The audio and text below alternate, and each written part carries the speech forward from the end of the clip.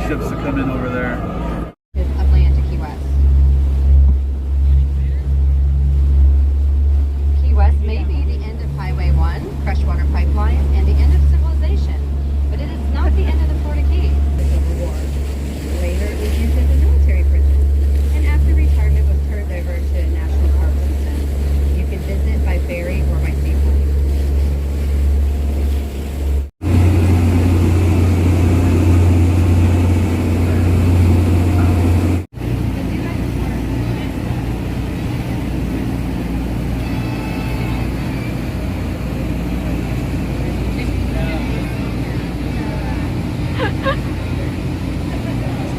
Absolutely awful.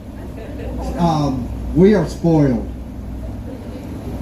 So, in the short time that system where there's fire coal growing and you touch it again, you are very unlucky.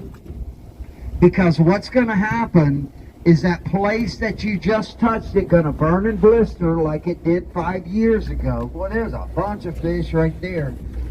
But not only that, but that place that you got burned 5 years ago is going to reinfect and start burning all over again. That is Mother Nature's way of telling us to leave this coral alone. Now, I'll give you one final reason why you don't want to touch coral